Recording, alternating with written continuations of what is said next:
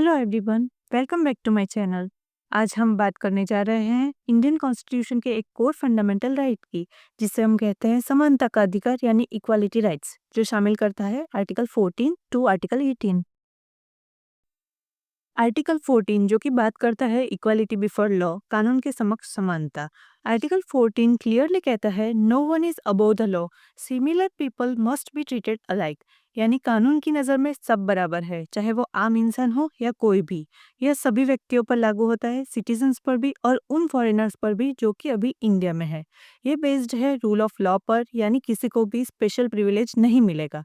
लेकिन constitution reasonable classification की इजाज़त देता है, जैसे कि गरीब बच्चों को मुफ्त शिक्षा देना या पिछड़े वर्ग के लिए रिजर्वेशन देना, ताकि रियल इक्वालिटी लाई जा सके। आर्टिकल 15 जो कि बात करता है प्रोहिबिशन ऑफ डिस्क्रिमिनेशन, यानी कि भेदभाव का निषेध। आर्टिकल 15 कहता है कि no citizen shall be discriminate only on the basis of religion, race, caste, sex और प्लेस ऑफ बर्थ। तो ये सिर्फ सिटीजन्स पर लागू होता है। ये इंश्योर करता है कि किसी भी व्यक्ति के साथ पब्लिक प्लेस में भेदभाव ना हो, जैसे कि दुकानों में, होटलों में, तालाबों में, सड़कों में एट्सेट्रा। इन 5 आधारों पर डिस्क्रिमिनेशन नहीं हो सकता: रिलीजन, रेस, कास्ट, सेक्स और प्लेस ऑफ बर्थ। लेकिन आर्टिकल 15 के कुछ एक्सेप्शनल क्लॉजेस भी हैं जो रिजर्वेशन अलाउ करता है। क्लॉज 3 बात करता है महिलाओं और बच्चों के लिए स्पेशल प्रोविजंस की। क्लॉज 4 बात करता है SC, ST और SC/BC के लिए रिजर्वेशन की। क्लॉज 5 बात करता है एजुकेशन में आरक्षण की। और क्लॉज 6 बात करता है 10% कोटा EWS के लिए, जो कि ऐड किया गया है 103 अमेंडमेंट से।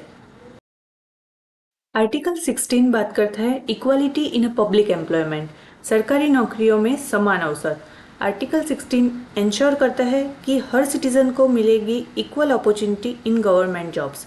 इसमें भी वही 5 ग्राउंड्स पर डिस्क्रिमिनेशन मना है, जैसे कि आर्टिकल 15 में है।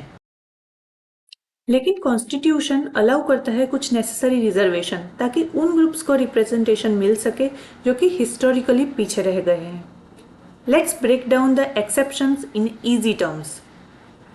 क्लॉज 3 कहता है लोकल पीपल को जॉब में प्रेफरेंस। क्लॉज 4 कहता है बैकवर्ड क्लासेस के लिए रिजर्वेशन। क्लॉज 4A कहता है SC और ST को प्रमोशन में रिजर्वेशन। और क्लॉज 4B कहता है अनफिल्ड रिजर्व पोस्ट को कैरी फॉरवर्ड करना। चलो तीनों आर्टिकल्स को एक साथ समझते हैं। आर्टिकल 14 इक्वालिटी बिफोर लॉ, जो कि है सभी के लिए। आर्टिकल 15 नो डिस्क्रिमिनेशन, जो लागू होता है सिटीजन्स पर। आर्टिकल 16 इक्वल जॉब अपॉर्चुनिटी, ये भी है सिटीजन्स के लिए। And remember, reservation is not against equality, it's a tool to achieve a real equality. ये विजुअल ओवरव्यू है, जिससे हम आसानी से इन तीनों आर्टिकल्स को याद कर सकते हैं। आर्टिकल 17 अबॉलिशन ऑफ अनटचेबिलिटी, अस्पृश्यता का अंत। आर्टिकल 17 कहता है untouchability is abolished and forbidden, यानी कि भारत में अस्पृश्यता को पूरी तरह से खत्म किया गया है।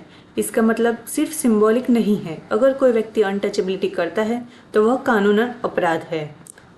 The protection of civil rights act 1955 को इसी आर्टिकल को लागू करने के लिए बनाया गया था। ये केस इसी का एग्जाम्पल है। आर्टिकल 18 अबोलिशन ऑफ टाइटल्स, उपाधियों का अंत। आर्टिकल 18 क्लियरली कहता है the state shall not confer any title except military और अकेडमिक डिस्टिंक्शंस। मतलब अब कोई भी व्यक्ति राजा, महाराजा, नवाब या सर जैसे ब्रिटिश एरा टाइटल से नहीं जाना जाएगा। सिविलियन अवार्ड्स जैसे पद्मश्री, भारत रत्न मिल सकता है, but they are not to be used as a titles before names. Allowed exceptions हैं military titles like colonel, major, they are allowed. Academic titles like doctors, professor, they are also allowed.